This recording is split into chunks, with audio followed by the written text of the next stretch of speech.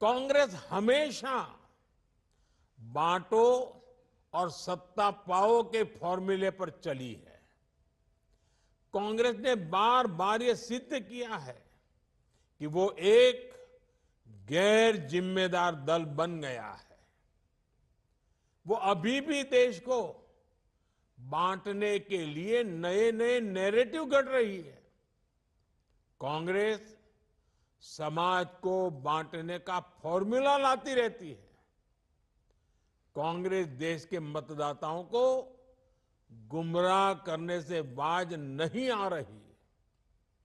कांग्रेस का फॉर्मूला साफ है कि मुसलमानों को डराते रहो, उनको भय दिखाओ, उनको वोट बैंक के कन्वर्ट करो और वोट बैंक को मजबूत करो। कांग्रेस के एक भी नेता ने आज तक कभी नहीं कहा कि हमारे मुस्लिम भाई बहनों में कितनी जातियां होती हैं। मुस्लिम जातियों की बात आते ही कांग्रेस के नेता पर मुंह पर ताला लगाकर बैठ जाते हैं।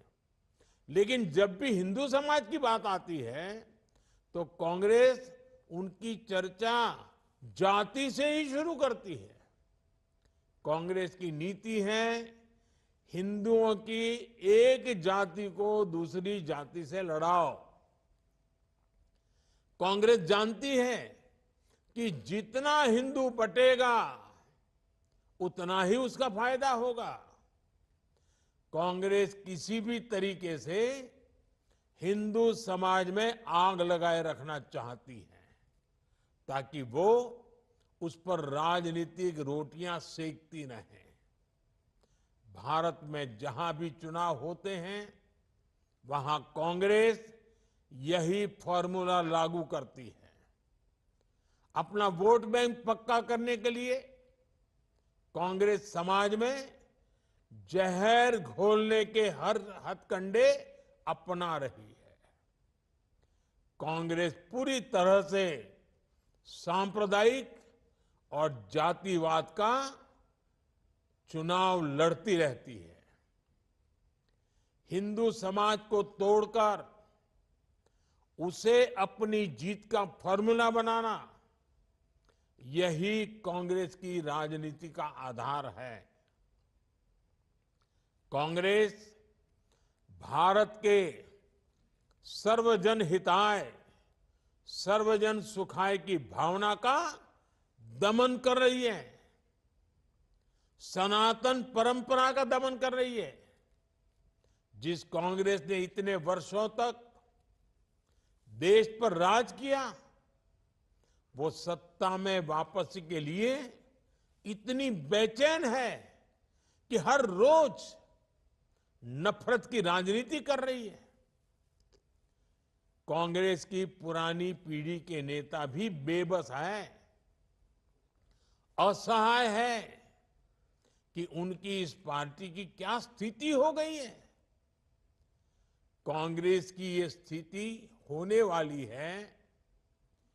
कांग्रेस नफरत फैलाने की सबसे बड़ी फैक्ट्री बनने वाली है। ये गांधी जी ने आजादी के बाद ही समझ लिया था।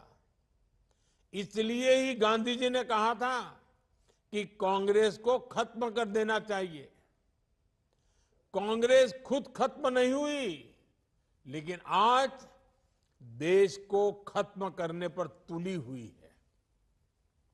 इसलिए हमें सावधान रहना है, सतर्क रहना है।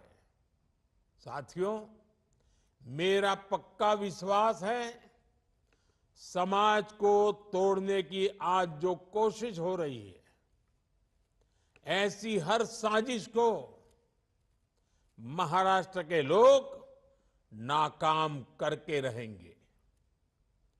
महाराष्ट्र के लोगों को देश के विकास को सर्वोपरि रखते हुए एकजुट होकर बीजेपी महायुति के लिए वोट करना है। हरियाणा तर भाजपा जिंकली. आता महाराष्ट्रात यापेक्षा मोठा विजय मिळवायचा आहे.